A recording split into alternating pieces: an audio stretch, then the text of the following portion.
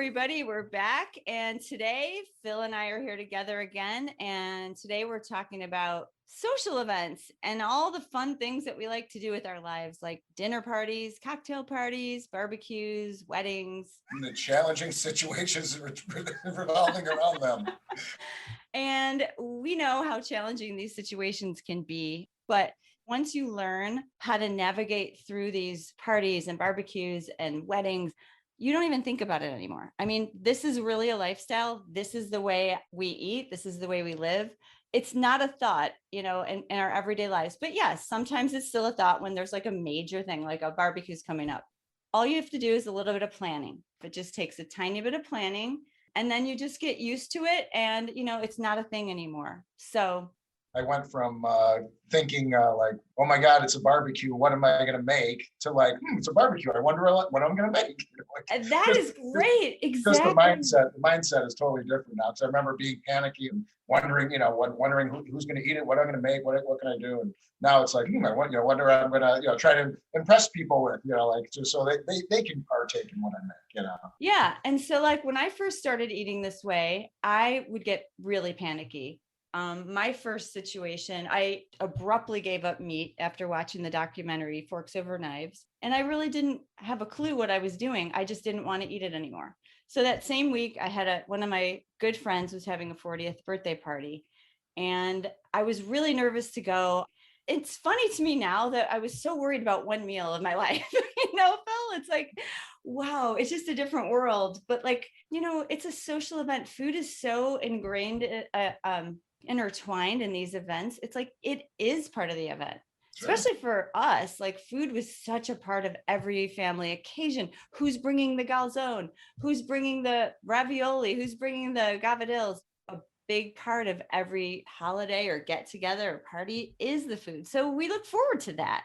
So that's the one thing when people say to me, "Well, just eat before you go." Well, it's kind of a bummer, Then you're just sitting there and you're the person just not, why aren't you eating? What's going on? I'm not ordering anything. Why aren't you just trying it? Then it's more awkward than it would be if you're not doing it. We want to join in the fun too. So yeah, eating before you go can help in certain situations, and we'll talk about that. But I think we want to eat while we're there as well. So we want to have fun. Food's part of the fun. So that particular birthday party, I didn't have a plan. I didn't eat before I went. I was really hungry when I got there. And I was embarrassed to tell anybody that I'm doing this. And I think at the time it was kind of embarrassment because I didn't really know why I was doing it, except what I learned in this documentary, which was I could prevent heart disease and diabetes because I didn't have any health issues at the time. And I learned all this stuff. My family had all these, had heart disease and lots of high cholesterol, high blood pressure, all this stuff. And I thought, wow, I could prevent that by eating a plant-based diet. And I want to do all that. So I just kind of abruptly stopped. That was my only reason. But it was kind of like, I just didn't want to talk about that at this party. I didn't really know a lot of people that were going to be there. So I was intimidated and I kept my mouth shut. And all I could really eat were tortilla chips. I don't even think they had salsa. I just remember a giant platter of tortilla chips, shoving them down. Anyway, I could ask myself, what was I so afraid of? Because wouldn't it just be easier to say, hey, I just gave up meat and cheese, or I just gave up, I think, for me at the time, it was just meat. Hey, I stopped eating meat and I don't know what I'm going to be eating now. Like, that's kind of a funny thing. You could have that attitude, but here's the thing.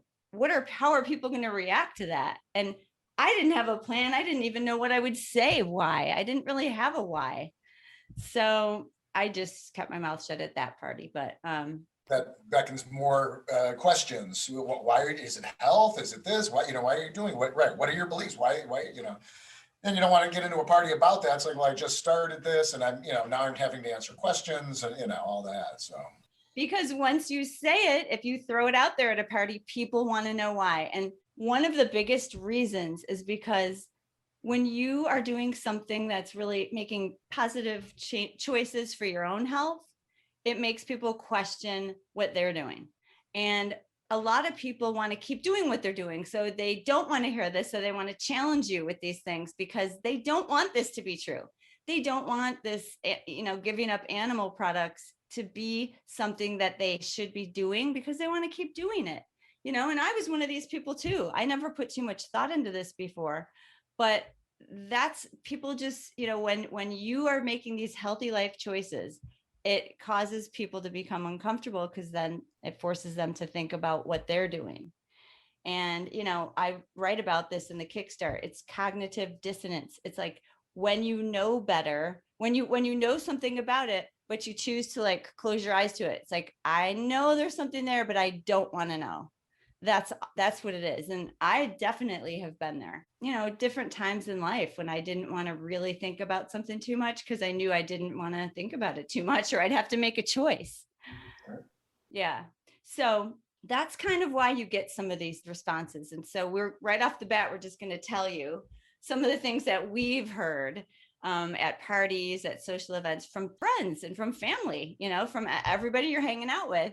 One of the things that people bring up all the time, where do you get your protein? Because they really believe when you eat this way, you're lacking.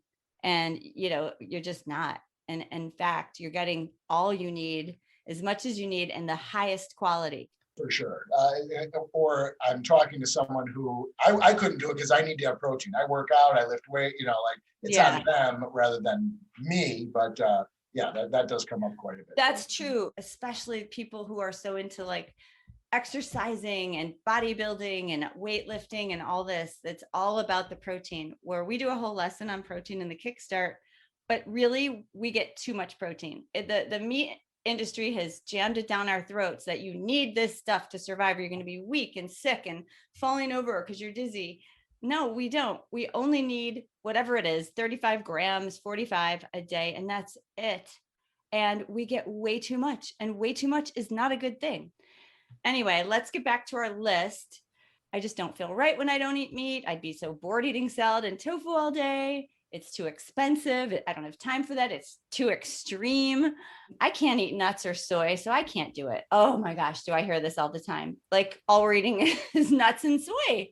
You'll become anemic. Everything in moderation.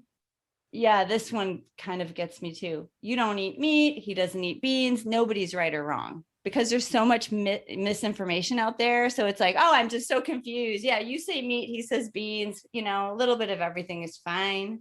I could never give up cheese. That's the big thing I hear. Cheese and bacon. People can't live without cheese and bacon. And this is my favorite one of all time. Oh, can't you just have one bite?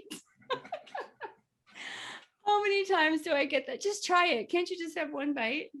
So these are just all the questions we've gotten through the years, and very common to plant eaters. Sometimes we go out to dinner. This is another thing that happens.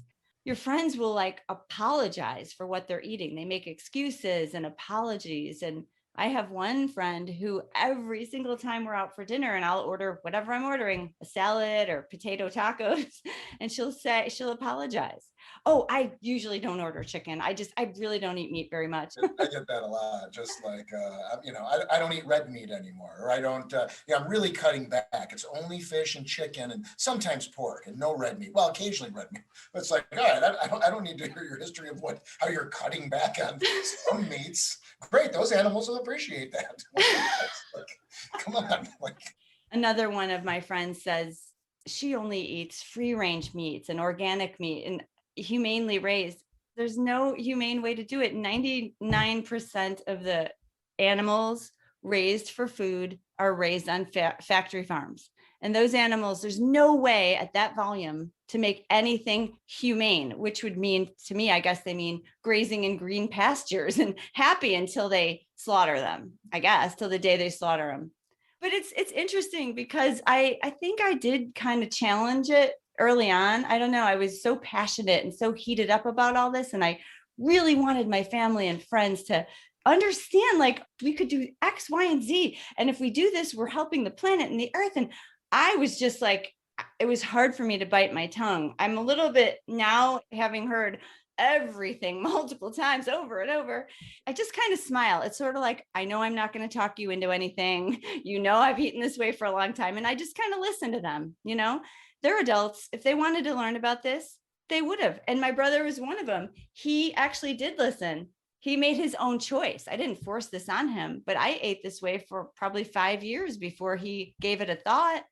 And, and it was fine. I mean, he didn't do anything wrong. He didn't make fun of me or make jokes about it or anything. Oh, maybe some jokes. Talking about, do you know me at all? I didn't make jokes. Okay, I take that back about the jokes. He made lots of jokes at my expense. No, he's not a mean guy. No, but on the other side of that coin, I was living in that kind of ignorant state as well. It's like, I don't want to hear about that. I don't want to see animals being slaughtered. It's going to ruin my dinner. Like that. That's the mindset. It's like, I don't want to hear about this stuff. I don't want to see about it. I would rather live in ignorant bliss than to learn about it. What I did was forced myself to watch these documentaries when I learned this with a giant box of Kleenex, and I watched them over and over and over, and I was horrified.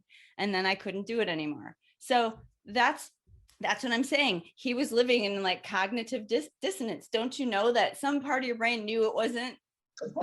Yeah. And I lived like that too before I watched Forks Over Knives. But then when I learned, wow, about the animals and wow, about the planet, it was just unbelievable to me. So then I dove into all those animal documentaries, and then that sealed the deal for me. When you watch it, it is horrifying that these are human beings treating animals like this. I came to peace with it by doing this. We're doing this and we're passing this on, and hopefully we are saving lives, human lives, animal lives, and the life of our planet. I found that like a really good way of dealing with this is not to let things get tense, not to get into heated arguments. I mean, usually you're not talking to 5-year-olds, you're talking to adults. So they have their own opinions already.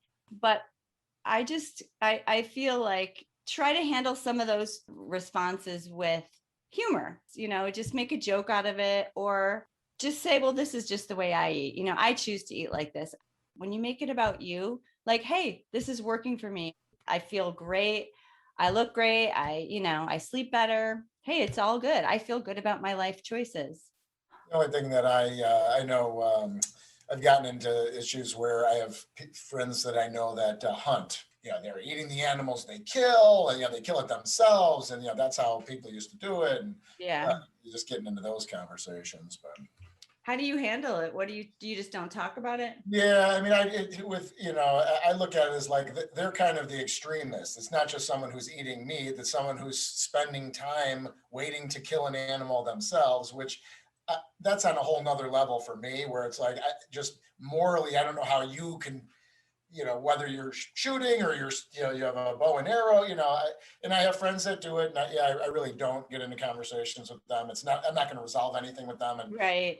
Tentatively, it's going to get heated at that point because it makes me mad. And obviously I'm making them mad because I don't make any sense to them. And I tend to stay away from that type of conversation.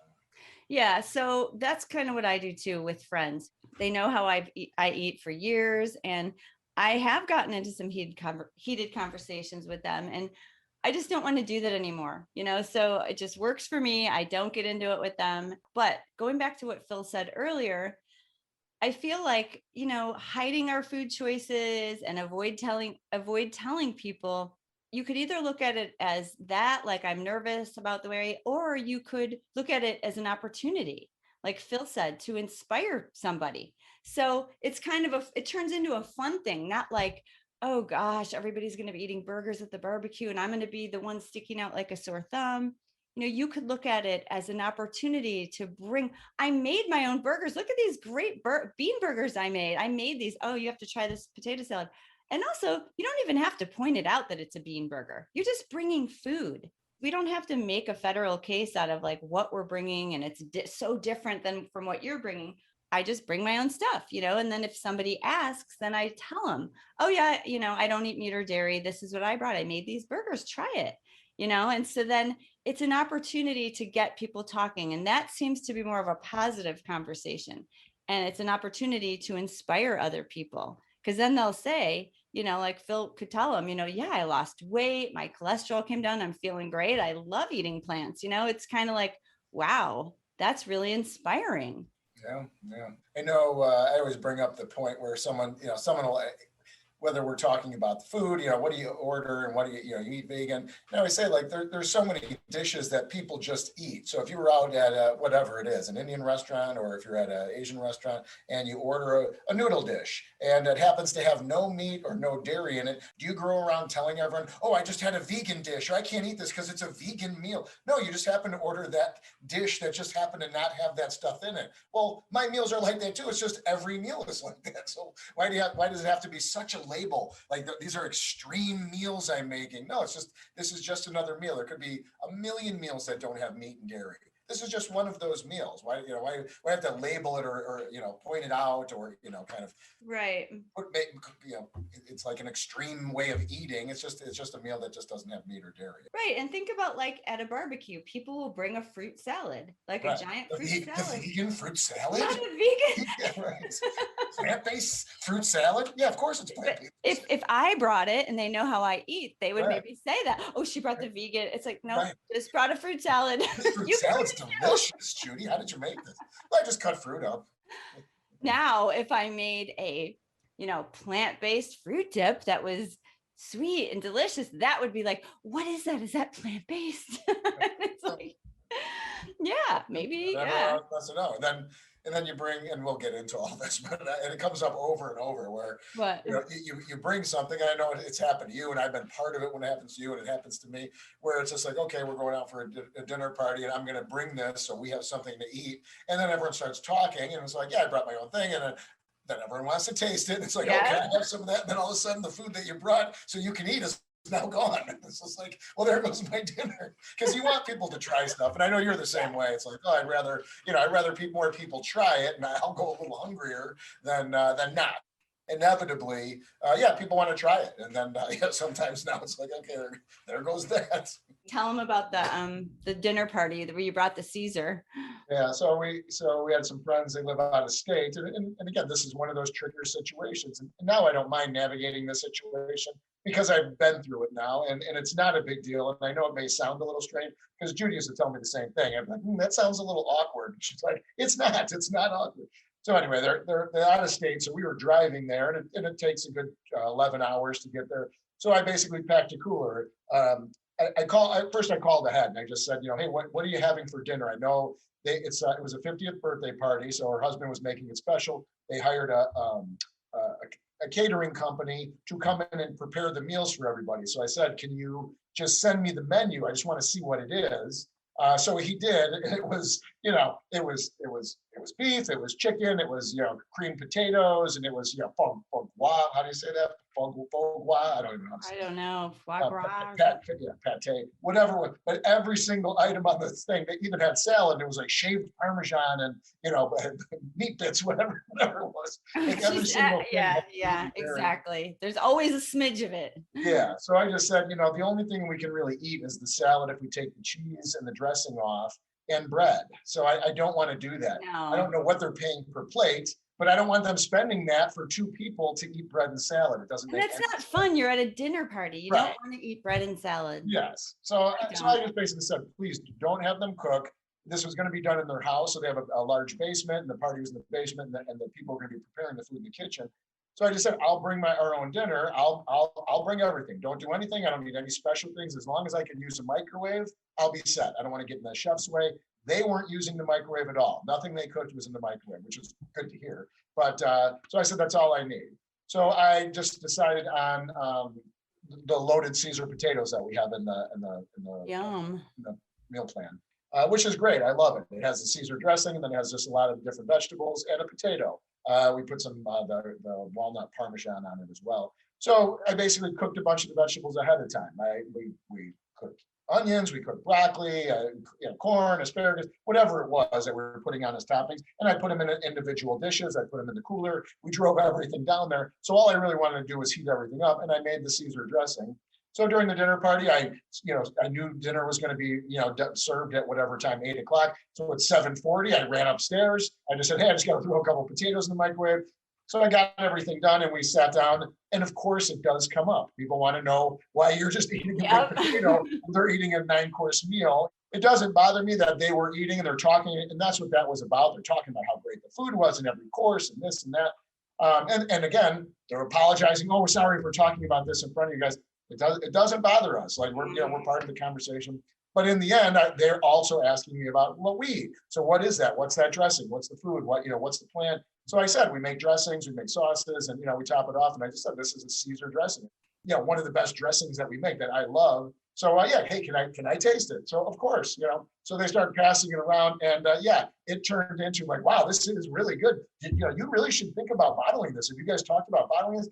And then like one of the guys drinking it, and then they were screwing around, like they're chugging this stuff. It was so good. So it did kind of turn around, and it turned into a very nice thing. I mean, they were all saying like how delicious it was. I know it wasn't, no one had to say anything like that. I mean, you could just say, oh, great, that's a great way for you to eat. And yeah, that's good. But in the end, I mean, everyone liked it, and they finished the dressing. They're dipping now their vegetables in it from their dinner, and they enjoyed it, and it was great. We had it. It wasn't like I made a full thing of dressing. It wasn't like we ran out. But that's really great. It was all in your attitude. You had a really good attitude about it. You weren't trying to hide it. You shared it. They liked it. So you inspired them. Sure. And it was all positive. It was all good. And like we had said early on, I struggled with it. I tried to hide it. I didn't want to be the center of attention. I didn't really want to talk about it. But that's a kind of a negative energy that I brought with it, only because I was new to it and I didn't know any better. So I worked on myself. I kind of planned some answers for parties that that like I had told you about already. And then I changed my attitude. What Phill said is another great thing. Call ahead. So a dinner party, just call ahead. He was nervous too. The first time we were going to this party, the barbecue, that it was like my mom's husband's family was having, and it was a giant barbecue. And we were going, and Phill was just starting to eat this way. And he said, well, what are we going to do? What are we going to do? And I said, well, I'm just going to call her. I didn't know her very well. Her name's Debbie. I was just going to call her and just tell her, hey, this is how we eat. I'm going to bring a dish. We're going to bring enough to share. And she was fine with it. And they always are. Just offer to bring a dish. You don't even really have to tell anyone how you eat if you're not comfortable with that, if it's someone that you don't know. I always call ahead, because the last thing you want is like, a dinner party where you can't eat anything. Like say it's a, 4 couples and you're at a table all facing each other at somebody's home, and you go, I mean, you really just can't show up, because then you will be sitting there. You might even offend them. Like, why didn't you tell us? Then they're going to feel bad. So you're going to have to just call. Hopefully you're comfortable enough with that. Call, either say how you eat or don't, just offer to bring something, and then bring something that's more of a meal that's going to fill you up. And just remember, your attitude is everything. If you have a relaxed, happy, easygoing attitude, and hey, this is a good thing I'm doing, and I'm excited about it. I love eating this way and I feel great. Hey, try some of my food. I brought enough for everybody. That's just a great, happy, peaceful attitude. And people jump onto that. If you change the attitude on it and you're just sharing, it really works. And I know it's awkward and uncomfortable. I've been in a lot of these uncomfortable situations early on, where I didn't come prepared. I clammed up. I didn't tell anybody. And it's just not fun. It's not fun for anybody. I just thought of this other, it was a brunch my daughter's friend's mother was having for all the moms. She kind of wrote down the menu, and everything was eggs, bacon. Someone was bringing a bacony quiche. I just saw it all. So I just called her and I said, hey, I'm going to bring a tofu scramble. Or I said something. She said, oh no, Caesar, her husband, Caesar knows how you eat. He's dying to make a tofu scramble. He really wants to make this for you. I thought that was so sweet. And I said, oh my gosh, that's so nice. Like, they were going to surprise me with that. But I called ahead because I didn't want to just show up with it. I wanted to let her know, don't cook for me. I'm bringing it. So when I got there, Caesar had this giant scramble for me, and everyone wanted to try it. And he made enough for all the moms. There was like 6 or 8 of us. It was so nice. So sometimes people will surprise you. Most times people surprise me. My family, my friends, they always have something for us, and they like it. The only problem I have with that is I really don't know how things are made though either. And when they make them? Yes. That's true. Yeah. So, and then sometimes you're stuck. I've been in restaurants where, and obviously I eat plant-based, but I always say I eat vegan because that's usually what people understand or know, kind of know what that So means. we think. Right. Yeah. So at one point, whatever, we were at a restaurant. This is kind of a side story. Whatever, I said that. I said, can we make stuff vegan or this? And he goes, the waiter goes, oh yeah, we have a whole gluten-free section, sir. It's Yeah. like, okay, can you make things plant-based or vegan? Like one has nothing to do with the other. Like, so they don't really understand or know. And that always kind of scares me, thinking this guy's walking around thinking he knows what he's talking about by offering me a gluten-free option when that has nothing to do with with the way I eat.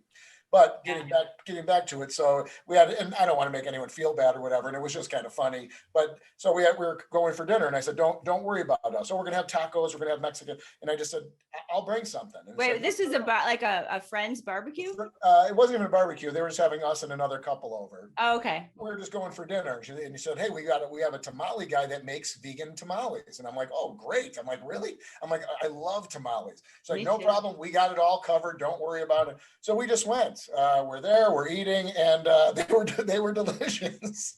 And I took the third bite of the first one, and I can tell there's cheese in it. Oh. So I just stopped and I said, are you sure these were vegan? I said, it looks like cheese. And he said, no, we told him. Same thing. I cracked it open and you could see they had cheese in them. And I'm like, I knew it. And then it was like, all right, like I can't eat, and then the other ones were pork and chicken, and they had other tamales as well, but those were, the vegan tamales. But again, you just don't know. They were told. Well, they were vegetarian, that vegan. Of course, right. Mm-hmm. So everyone's level of understanding is totally different. And when I do rely on other people, sometimes it's like, now I fully relied. I'm hungry. I'm here, and I can't eat this, and that's a bad situation. And that's why I do try to avoid that when I can, because I really don't know in the end, what people are putting in stuff. Well, that's a good point too, because especially eating out in restaurants, I don't want to make it sound like everywhere you go, it's a major challenge. We're kind of putting all of our challenges of the last 8 years into this podcast, but most of the time it's totally, completely fine.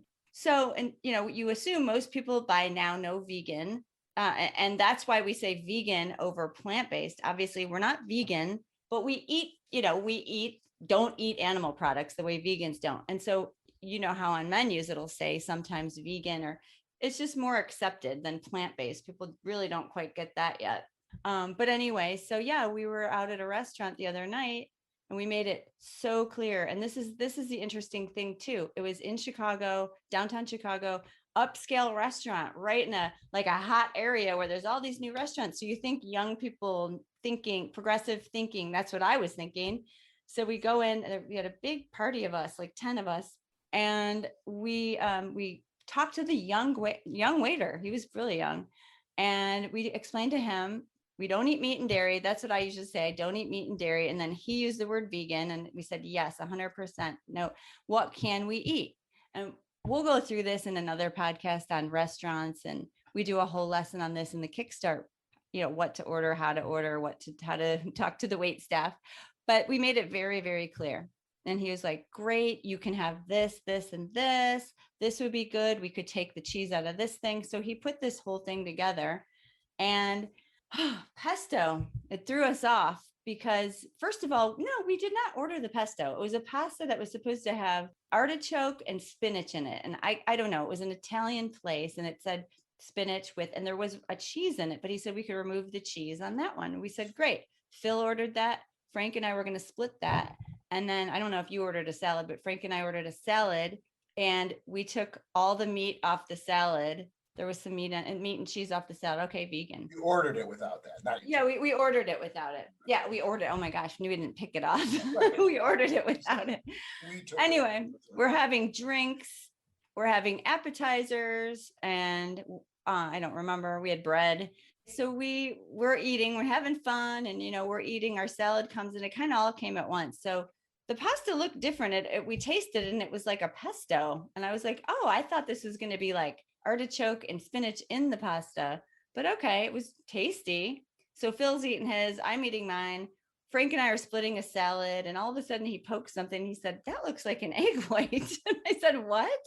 In the salad. And then on further investigation, it was an egg white. And then Frank said, I don't know about that. That looked pesto. Isn't there usually cheese in pesto? And I was like, oh my gosh. I said, I just ate like 10 bites of this. And Phil's like, I just ate half my plate of this stuff. I was starving. And so we don't want to stop everybody down, order us new food. This is when it becomes something. And it's like, no, we're good. We don't want anything else. At that point, we didn't even want anything else. We called the waiter over and he was like, oh, the pesto. Yeah, let me go check. And then the manager came over anyway. The last time we saw that waiter, he didn't come back to our table once. The waiter disappeared for good. He was so embarrassed, I think. He probably felt bad. But the manager came back like 3 times, but that waiter never came back to our table. So I thought the manager was going to say, like, what else do you want to have to eat or bring us a dessert? I don't know what he was going to do, but he comped the entire bill. And this was like 10 entrees and salad and soup and appetizers and drinks, like alcohol, wine. And we did not ask for that, or did I ever expect that? And I mean, if he would have, we put up a big, we weren't, I mean, we were upset, but if this were a dairy allergy, someone could have ended up in the hospital. Like that's dangerous behavior. That's really dangerous. People are very specific about what they eat. And it's like, oh yeah, that's right. The pesto has cheese.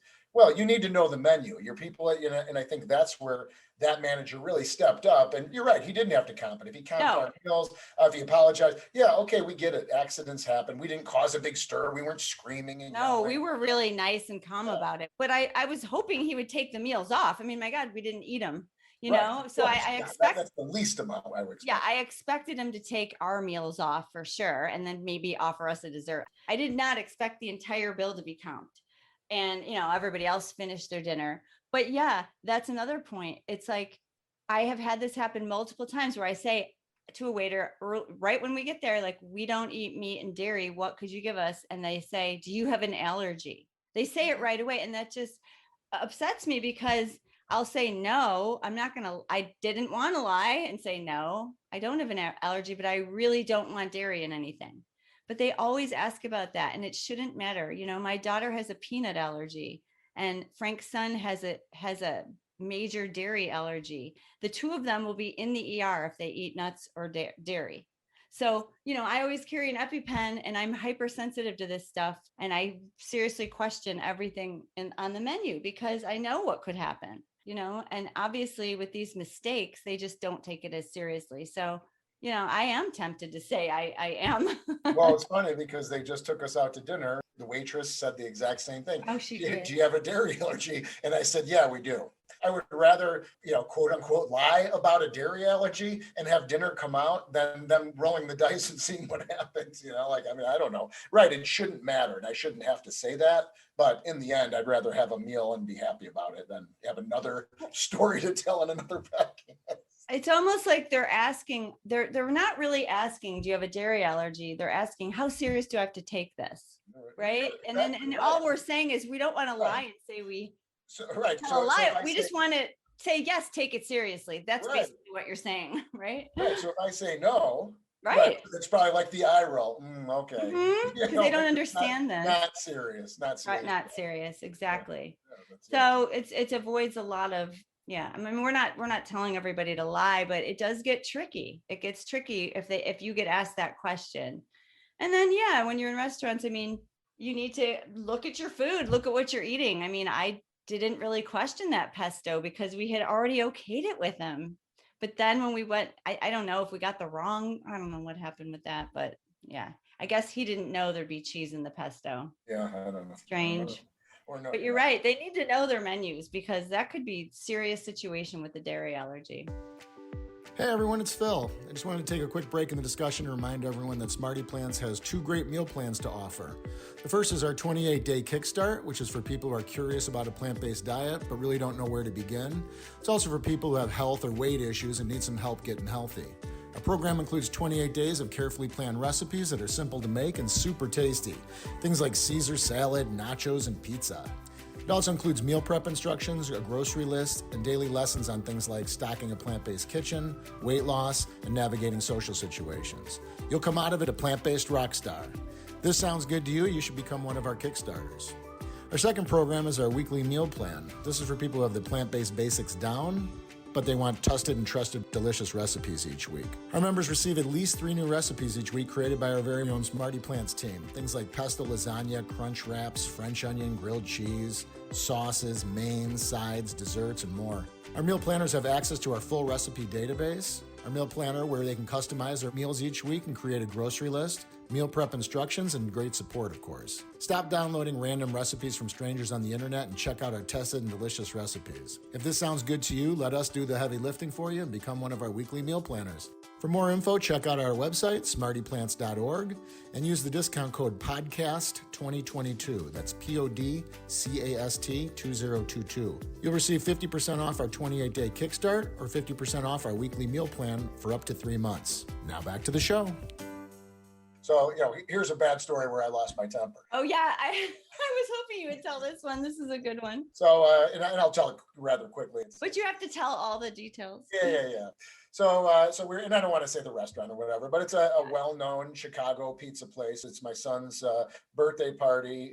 Hey, he had a couple friends. My daughter and her boyfriend and one of their friends came out to lunch. My mom was in town.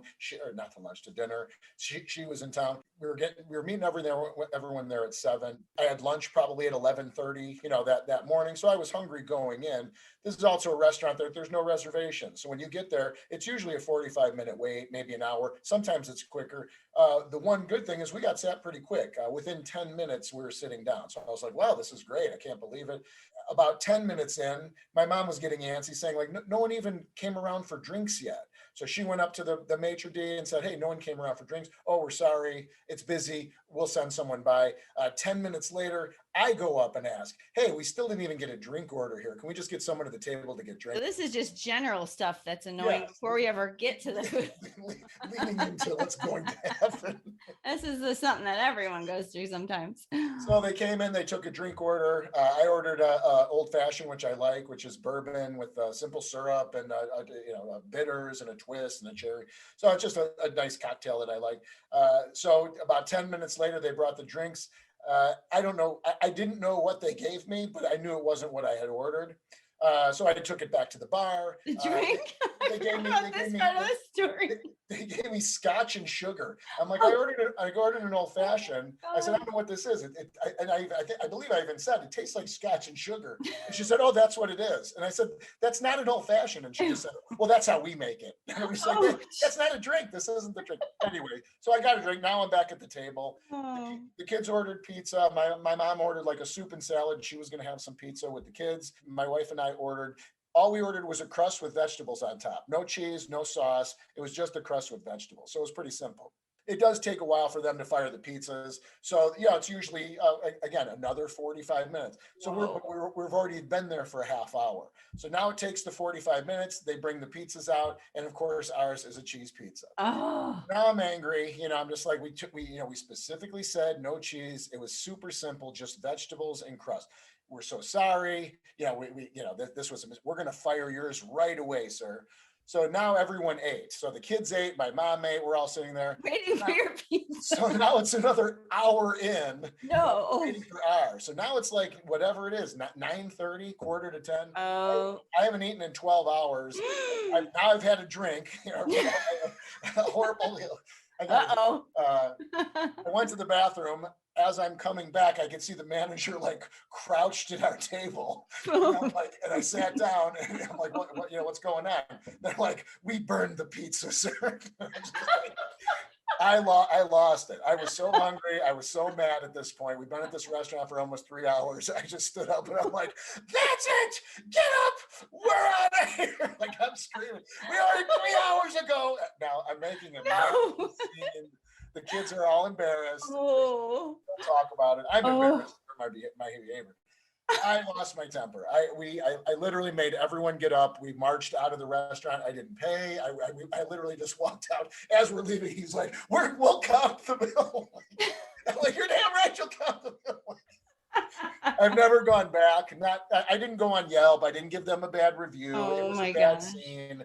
I get it. They don't typically make cheeseless pizzas. But again, that goes back to my point is if you have a special thing, don't you put a little bit of extra care in it? Hey, this is a cheeseless pizza. Keep your eye on it so it doesn't burn. Oh, sorry. The one thing it said don't do, we did. And then, and that was the excuse. Well, we don't typically make cheeseless pizzas, so that's why this one burned. But it's like, okay, but don't you think someone would be keeping an eye on it if it was doing? That's what makes, kind of makes me mad in hindsight. Anyway, I'm not invited back to the restaurant. I think my picture's still hanging on the door. No. You're like this. It's the security footage, like from the security camera. You're on the list. Have you seen this maniac? If you ever see this maniac setting foot here. But yeah, I lost my temper, and I shouldn't have. We stopped at Jewel on the way home, and I made a scramble like when we got home. So now it's 10:30, and I'm making my dinner, from whatever. That's not fun. The whole thing was very upsetting. But yeah, it was not my not one of my better moments, that's for sure. The kids' friends still talk about it and laugh about it, like, oh, remember when Mr. Caruso marched us all out of that restaurant and didn't pay the bill? It's the first time I've never paid a bill at a restaurant where where it was on me, where I just left the restaurant. Hopefully I'm not on any social media somewhere where somebody's captured it. I'm the Karen. Oh, Karen gets upset at the pizza place, or Ken, or whatever they call them. It'll pop up someday. Myself on TikTok. Well, you didn't flip a table or anything. I just about did. It's like, you screamed from the table to the door, like the whole way out, making sure everyone knew you were mad. Oh yeah, it was bad.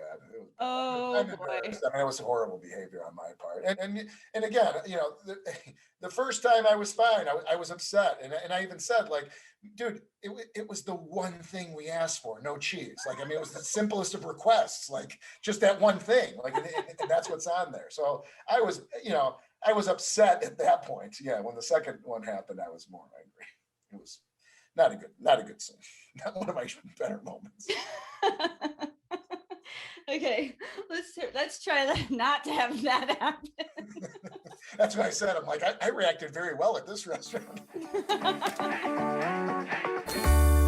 Another thing I wanted to talk about is weddings, because that's another a social event where it's like, okay, what do we do? You get the little card in the mail, and it'll say, like, for example, filet mignon, salmon, or the vegetarian dish.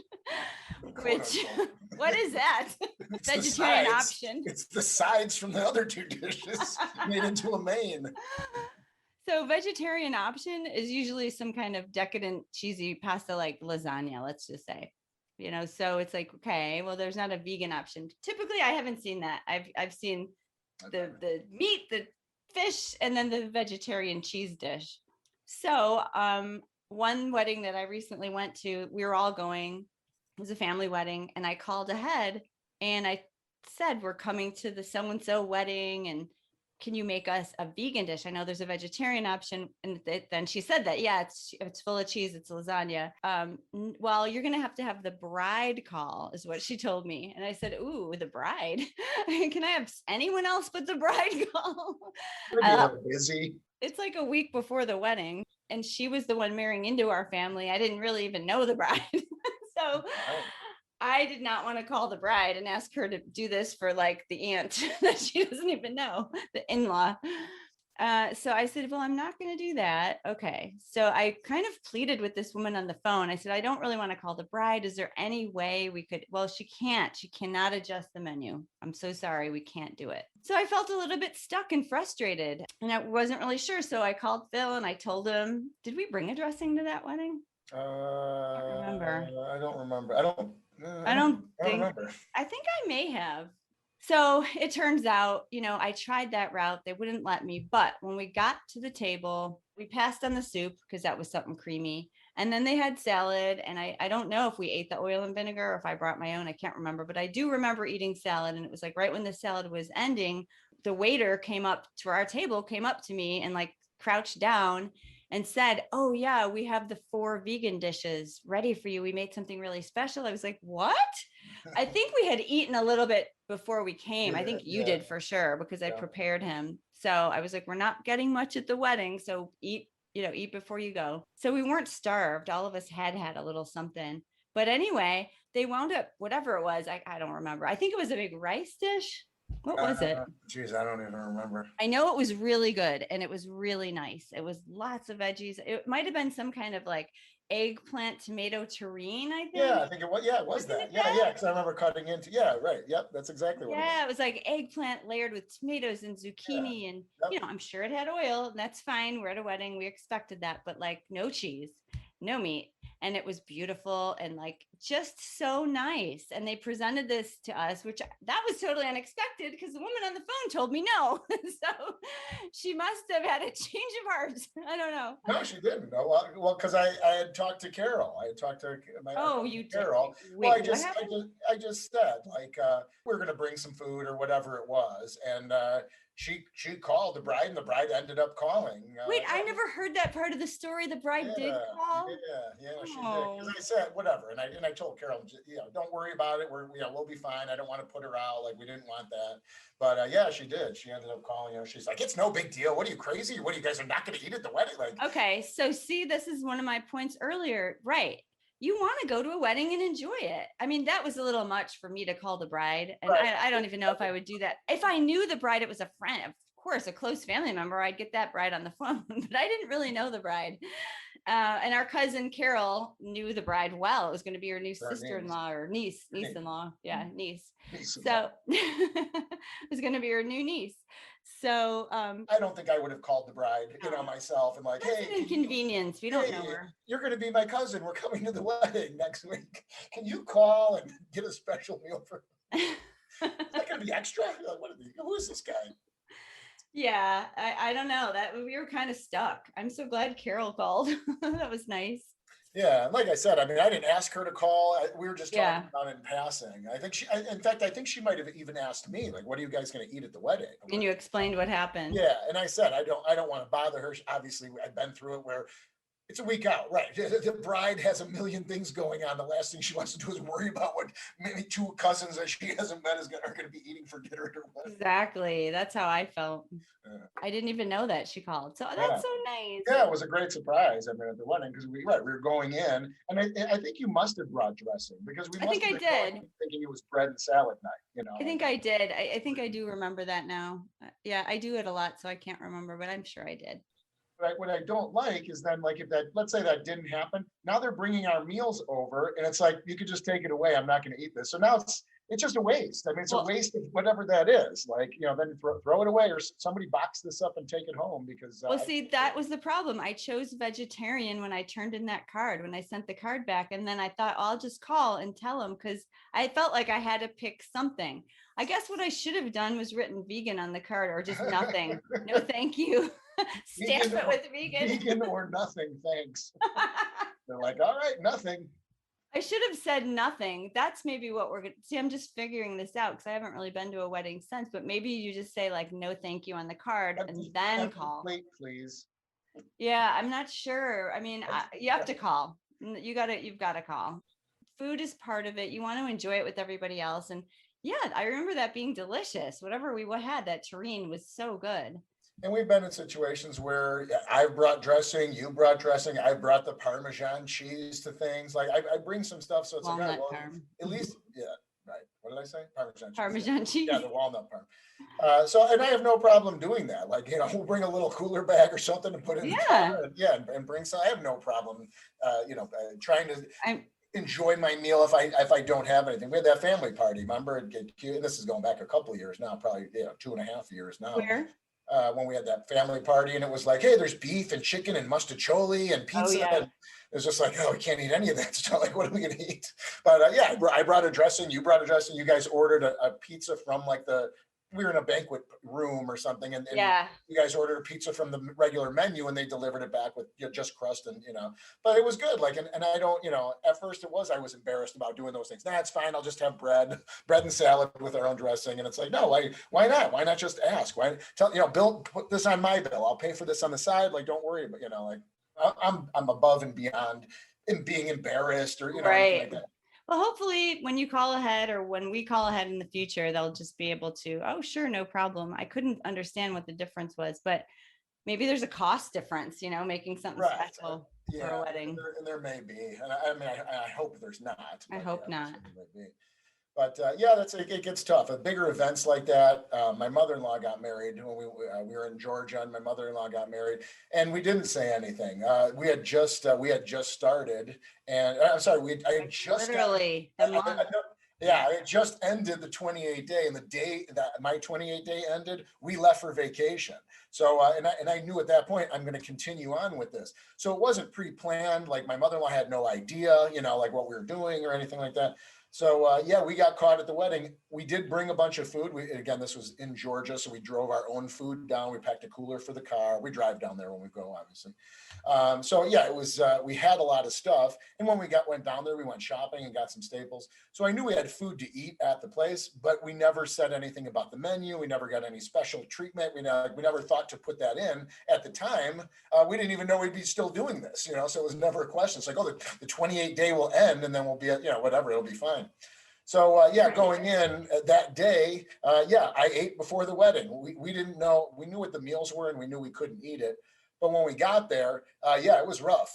There was nothing we can eat. The only thing that I ate was they had crackers with olives on them, just some sort of olive spread. And I had to ask if the olive spread had any cheese in it or whatever, and it didn't. So we had about 10 of them while we were at the wedding, but none of the food. They had like these big, the food looked awesome. They had a ton of great stuff, but even the vegetables, they had butter on everything, and everything was, not swimming in oil, but it had, it was just that. It was just like vegetables at a restaurant. It was a lot of oil, a lot of butter. There was cream and cheese on things and things like that. So yeah, in the end, I ended up eating the olive hors d'oeuvres, every time they went by. Oh yeah, a couple more of those olive hors d'oeuvres would be good.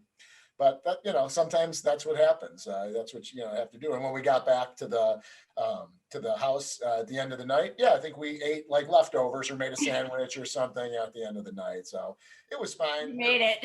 Made it through. We weren't, and we knew going in, we ate like a late lunch, and this was an afternoon wedding, so it wasn't, we weren't super hungry or anything at the wedding, but.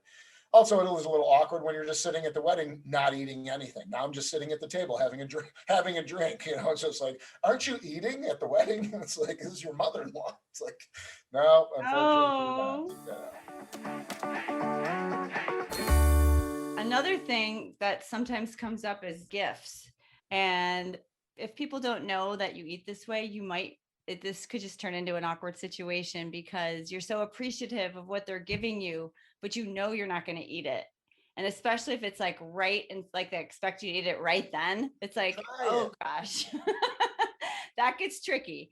I've been in this a couple of times, not a ton of times, but sometimes. And the worst was I had this handyman, Chris, working on our home, and he was such a sweet guy. And we had a big project going on, and he was there. I don't know, I think he painted the outside of the house. He put a new roof on the garage. I mean, he was there for a long time, like a couple months.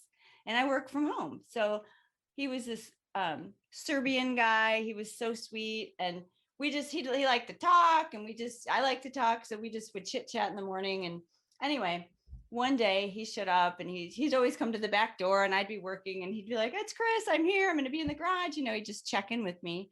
It's like, "Hey, Chris." And so I came to the back door, and he's holding this giant cake. And we never talked about how I eat. Why would I? I've known him for a couple months now. I know all about his life, and he loves dogs, and told me about all of his little pets, and I don't know. So anyway, he's carrying this giant cake, and he was like, "This is a Serbian cake. I went to the special Serbian bakery this morning. It's the best cake. I can't wait for you to try it. Here, have some." And I don't know why I was so embarrassed to tell him how I ate, because it was just such a sweet gesture. And I don't know, it was really hard for me to say, "Oh, I don't eat cheese." It was loaded with cheese, crumbled cheese. It was buttery, flaky pastry. I mean, it was loaded with dairy. And I just didn't have the heart to tell him, because he is smiling from ear to ear, presenting it to me. It was a beautiful day. I don't know. I was just like, "Oh, I can't tell him." And I was like, I told a little fib, and I said, "Oh, I'm just going to save it for later." I was like, "Thank you. God, they're going to think we're a bunch of liars around here." I lied again. I was like, "Thank you so much. I'll eat it later because I just ate." I hope that part wasn't a lie. But he was like, "Okay, well, tell me how you like it." I was like, "Oh God, here comes lie number 2. Okay, thank you." It was delicious. So then he went out to work in the garage, and I later went over to my neighbors, and I gave it to her, and she loved it. She was so excited. "Oh my gosh, this looks delicious." And so I told her the story. We kind of laughed about it.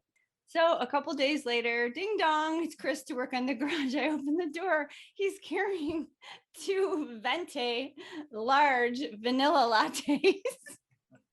He's like, oh, I thought you'd like a vanilla latte.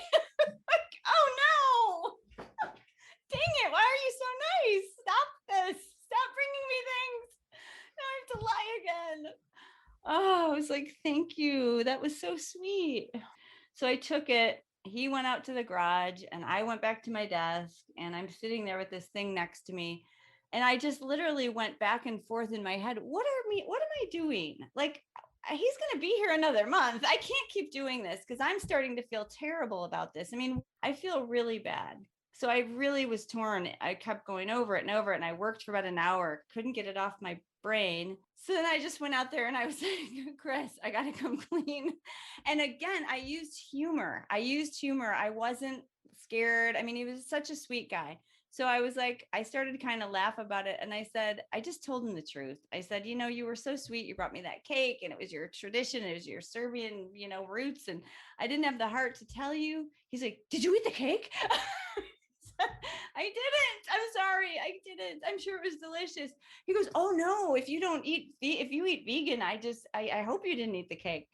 So anyway, it turns out he was so interested in the way I ate. We stood there and talked for an hour about it. And I had already known how much he loves his dogs. He said, oh my gosh, I'm such a huge animal lover. And he is, because I heard all about his dogs for a month. And he said, I sometimes think, how do I eat pigs and cows when I love these little guys? They're the same thing. They're animals, and I said, yeah, I know, I feel like that too. And we had this whole discussion about the animals and he was asking me how I ate and he wanted to know how I get through life without it. And he was so interested in it. And at the time we were just in the very beginning stages of our website. Like we didn't even have our meals.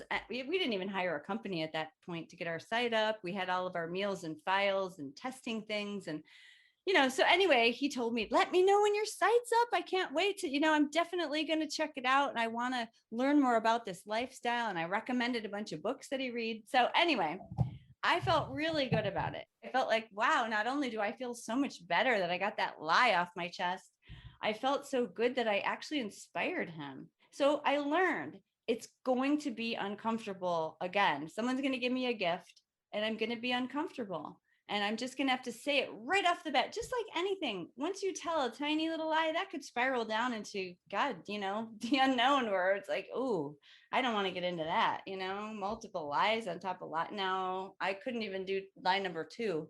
I was like, okay, I got to come clean. So anyway, yeah, we moved into our new house and first day in our new house, our neighbor who has chickens left a basket of fresh chicken eggs at our door. It's like, oh my gosh, that is so sweet. Oh, I love this woman, Regina. They make kombucha. They live right down the street from us. She's so sweet. She left me chicken eggs. I couldn't eat them. So I had to call her up and tell her that was so, so sweet. I said, well, we don't eat eggs, and it's awkward. It's really awkward because that was her gift to me. And I get that, but you know what? It's not about the chicken eggs. It's about the thought. She did this beautiful thing for me, leaving me a gift. We just moved in. That's what matters when it comes to gift giving. It didn't matter that Chris brought me a cake filled with butter. He brought me a cake. I mean, it really made me feel good, and it's really, really awkward and really hard to tell somebody right away. But, Frank has no problem with it. He's like so good at it. He's been eating this way for 14 years. He's so good at it because you don't make it a thing. It's just like, oh, that is so sweet that you did this for me. Oh, we just don't eat it. It's just a fact. We don't eat that. But, oh, I so appreciate that you did this for me. So I say, make it about the sentiment behind actually what they give you. And isn't that how it is with all gifts? You never remember what the gift is. You remember how people treated you. That's the feeling that you take away. And the longer you eat this way, the easier everything becomes. Things don't faze you. You know what to do. So what do we all first think of when you say the word barbecue? I know what you're thinking. I think of meat on the grill. I mean, my gosh, I was in my 40s when I stopped eating meat. So it's like ingrained in me that barbecue means meat, right? Chicken, burgers, ribs, yeah. All of that, hot dogs, hamburgers for the kids. So you might have a tendency to sort of get panicky, like there's a barbecue coming up. What am I going to do? Okay. So the easiest thing to do is buy plant-based burgers, throw those on the grill. That's the easiest. That's not exactly the healthiest thing to do, but we make our own veggie burgers. We make potatoes, creamy potato salads, corn on the cob. We make our own baked beans. I mean, really, it's all the food we always ate. I mean, we make the best burgers with, a delicious Chipotle dressing, and it's so good. It's just like, we're not missing that. We're still putting something on the grill. We're still making burgers, or we make kebabs, or, whatever it is that we're making. All the side dishes are basically the same too. It's just, we're not having the meat. We're not having a plant-based barbecue. We're just having a barbecue. So let's change the thinking on that a little bit. It's all about the planning. Everything that we've been talking about, whether it's a wedding or it's any kind of a party, a cocktail party, holidays, dinner parties, dinners out. All it is a little bit of planning. Sometimes you can eat a little something before you go if you're unsure. You don't really want to walk into a party starving, because even if you brought your own food, think about this. You walk into a cocktail party, you never eat right away. Usually there's a bunch of hors d'oeuvres, so you don't know if you're going to be eating any of the hors d'oeuvres unless you brought one. But if I have a casserole that I know is going to be so yummy later when dinner is served and everybody's eating appetizers for 2 hours, I'm going to get a little cranky. So if you're unsure of if they're going to have any appetizers or when actual dinner is going to be served, I would eat a little something just so you're not starved right when you get there. I do that. I typically don't bring snacks in my purse, go in the bathroom, eat a few snacks, but you kind of get to know the patterns of the people that you hang out with. I know when we go to Frank's family, they eat right away. Like, we don't like sit around for 2 hours chatting, having appetizers. We just like go in and then we eat dinner. But in my family, we do, which Phil gets a little bit, he doesn't like to fill up on a lot of appetizers. I like to have a big appetizer spread and like nibble a little and then wait. So he probably knows that when he comes to my house, well, it's going to be all plant food. So he's fine. He's covered. But we like to eat a little bit of snacking. We do that at your house too. We snack a little bit. Well, it's not that I don't like to do it. In the end, I like to fill up on it. Right, that's the problem. Is then I fill up, and then you have a massive dinner, and it's just like feast. And then it's like, here, take all the leftover. Of course, you don't do that anymore with Frank around. Are there any leftovers anymore? No. Yeah. I can't get a crumb anymore. I can't get a leftover to save my life. See, you complained all those years about the leftovers. Now you don't get any. Yeah, but that was the problem. Is then I'm hungry and I do eat too much on the snacks, and then I'm not hungry for dinner. And you make a huge dinner, and then I feel bad. Then I feel like I have to eat a big dinner, and then I'm stuck. Then I'm stuck. So wait, the snacks. Let's just make this clear, though. The snacks he's talking about, like typically I'll make our almond cheese, which it's all whole plant foods. There's no oil or anything. I'll do a bowl of that with 100% whole grain crackers. So it's still all plant food and all good for you. But he's saying, like, when you're hungry, you could polish off. I'm not saying Phil, but any of us, like 5, 6, 7 crackers with nut cheese. Then you're not hungry, and you want to enjoy the actual meal, which is going to be something fabulous. That we're usually trying new meals, new recipes, and I'll get really excited. Oh, I can't wait for you to try the smoky Gouda pasta. It's so good. So he really wants to be, enjoy it. You don't want to be stuffed and have a couple bites of that. So that's what he's talking about. We like to eat. When you're hungry, that's what happens. It happens, right? Having a glass of wine and start eating. So eat a little something if you're unsure. Call ahead. Try to get over it if you feel uncomfortable. Just make the call. Bring a dish to share. Bring something that is going to be enough to satisfy you for a dinner. You're going to get comments if you choose to stay on this path and this journey. You're going to get comments somewhere down the line. Like we said, use humor to diffuse some of those comments, especially if they get a little challenging or defensive, or it's not what you believe. I just let them go. I'm not going to change anyone's mind at a dinner party, but use it as an opportunity to inspire people. If you just feel it out, if people are genuinely interested, and they're sharing your dish and they're like, wow, this is really good. And it just comes around to how you eat. Yeah, use it as an opportunity. Inspire people. Talk about it. Tell them that tell them how it's making you feel. If you've had any positive health changes, talk about it. Talk about the environment or the animals. I don't want to make anyone uncomfortable, but you get a feel for what people want to hear and, use it as an opportunity and just have fun with it. Like we said earlier, it's just all about your attitude. Try to go in with a happy, positive attitude. It's challenging at first because you don't feel like you want to talk about it, but once you change your own energy about it, it really changes everybody else's energy. So don't hold back. Get out there, go to these parties. Now you're armed with some tools. So. All right. That's a wrap. We will see you next time. Bye, everybody.